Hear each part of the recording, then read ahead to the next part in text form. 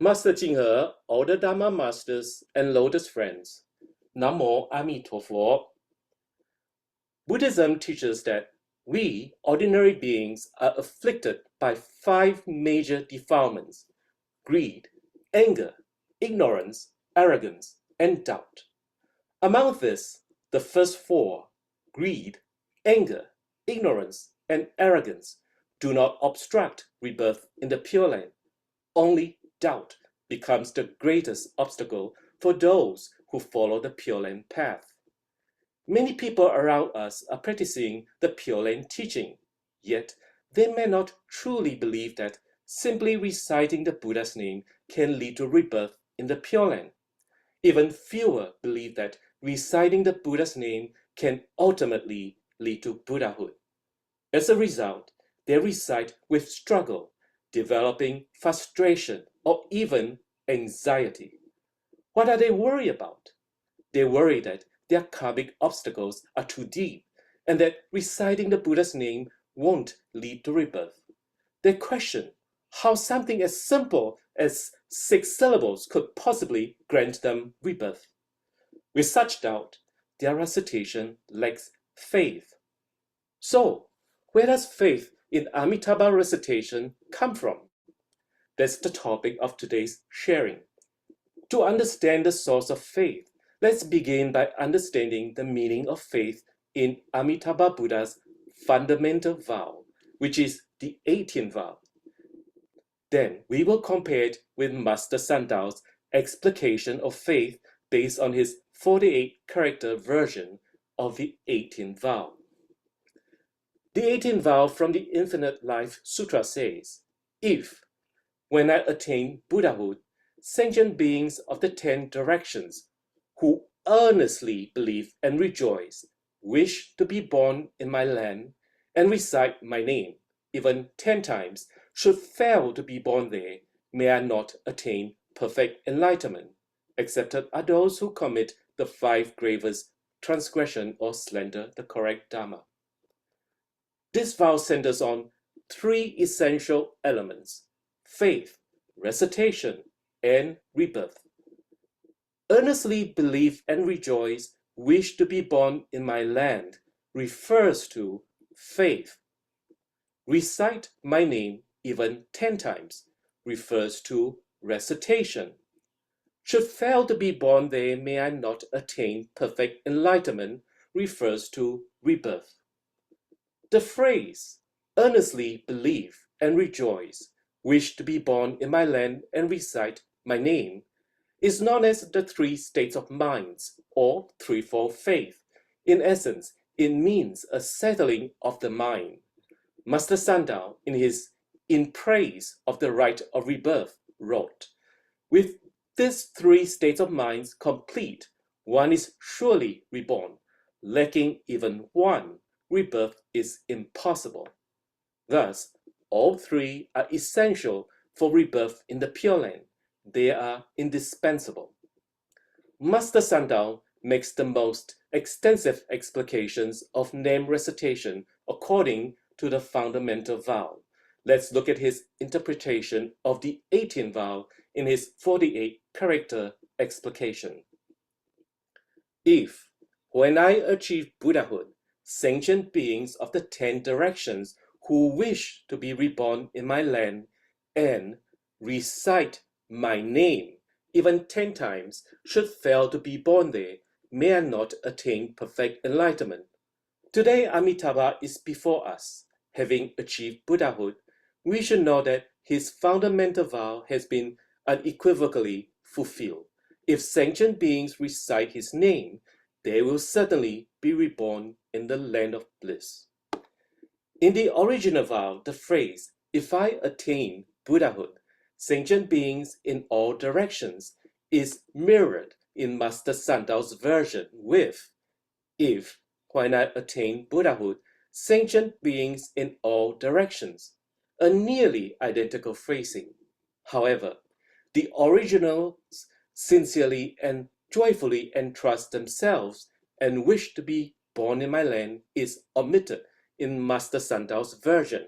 Instead, he simply states, recite my name, which is not found in the original wording of the 18th vow. The omitted phrase in the vow, sincerely and joyfully entrust themselves and wish to be born in my land, is crucial, as it expresses the three sets of minds, or settling of the mind. Why did Master Sandal leave it out? He has reasons. By omitting it, he clarified the essence even more. His concise interpretation makes it easier to understand the three sets of minds. Honen, the founder of the Japanese Pure Land school, gave an excellent explanation for this. His disciple, Sekan, asked why Master Sandal had omitted the settling of the mind, or three minds, from his vow interpretation. Honen replied, as long as one believes that reciting the Buddha's name guarantees rebirth, then the three minds are naturally complete. To show this, Master Sandal deliberately left that part out. In this context, the word believe, in believe that reciting the Buddha's name guarantees rebirth, carries the meaning of faith. So, this means as long as sentient beings believe and recite Namo Amituofo Buddha, they will surely be reborn in the Pure Land. The three minds are already contained within the name itself. There's no need to look outside the name for faith. The name itself gives rise to faith. The merit of the Buddha's name generates the three minds within us, even if we do not intellectually understand the meaning of the three minds. Sincerely and exclusively reciting Namo Amituofo Buddha naturally fulfills them. This shows that faith for the Pure Land practitioner arises from the Buddha's name. When we align ourselves with the power of the name, the three minds naturally emerge. To have a settling of the mind means to rest our mind on the belief that those who recite his name will surely attain rebirth. That is why Master Sandal used the 48 characters explication to explain the vow without separately explaining the three minds, because they are already included. We do not need to seek faith outside of the name. When Master Sandal replaced sincerely and joyfully entrust themselves and wish to be born in my land with recite my name, he emphasized that faith is born from the name itself. The fulfillment text of the 18 vows in the Infinite Life Sutra makes this even clearer. It says, all sentient beings who, having heard Amitabha's name, rejoice in faith, recite his name even once and sincerely dedicate the merit of virtuous practices to that land, aspiring to be born there, will immediately attain rebirth and achieve non-retrogression. Excepted are those who commit the 5 gravest transgressions or slander the correct Dharma. Hear the name and with faith and joy.